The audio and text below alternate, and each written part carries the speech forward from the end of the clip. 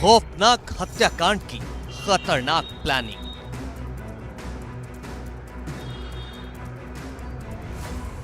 मुस्कान की हैवानियत आपको हिला डालेगी।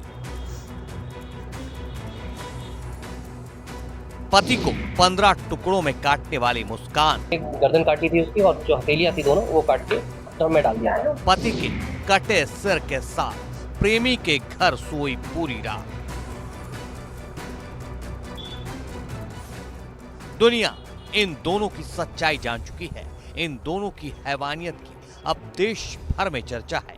लेकिन हैवानियत की इंतहा तो तब हो गई जब मासूम सी दिखने वाली इस लड़की की यह सच्चाई सामने आई कि कत्ल वाली आधी रात ये बाजू से कटे अपने पति के दोनों हाथ और सिर को बैग में भरकर प्रेमी साहिल के घर पहुंची। बताया जा रहा है कि पूरी रात ये पति के कटे हुए सिर के साथ सोई।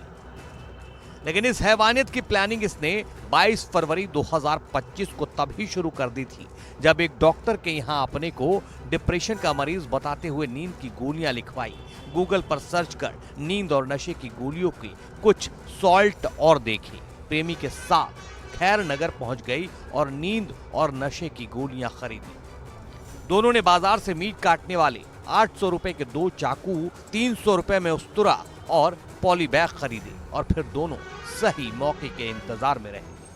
फिर 3 मार्च की तारीख आई जब सौरभ अपनी मां के घर से लौकी के कोफ्ते की सब्जी लाया था। उसने कोफ्ते गर्म करने के लिए मुस्कान को दिए। मुस्कान ने सब्जी में नींद की गोली और नशीली दवाइयां मिला दी। सौरभ के सोने और बेहोश होने के बाद मुस्कान ने अपने प्रेमी साहिल को कॉल करके घर बुला लिया।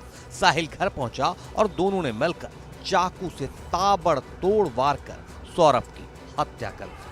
शव को बाथरूम में ले जाकर उस्तरे से पहले उसकी गर्दन काटी। इसके बाद पैर और कलाइयों से हाथ काटे। दोनों की प्लानिंग लाश के टुकड़े टुकड़े कर पॉली बैग में भरकर अलग अलग जगह फेंकने की थी। दोनों ने सौरभ के धड़ को पॉली बैग में भरकर वहीं डबल बेड के बॉक्स में रख दिया।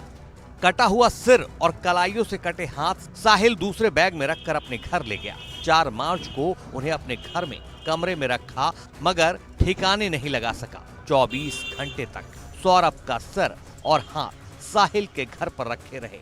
5 मार्च को उन्होंने घंटा घर से ड्रम खरीदा और पॉली बैग के रखे धड़ को उसमें डाल दिया। कुछ देर बाद साहिल सिर और हाथ ले आया और उन्हें भी ड्रम में डाल दिए। ऊपर से सीमेंट और डस्ट का घोल कर उसमें भरकर उसे सील कर दिया। पुलिस के मुताबिक शव सीमेंट में इस कदर धंसा हुआ था कि पोस्टमार्टम के लिए पूरे ड्रम को ही मॉर्चरी भेजना पड़ा। पुलिस ने ड्रम तोड़कर शव निकाला जिसमें सिर, दोनों हाथ और पैर के पंजे अलग अलग मिले।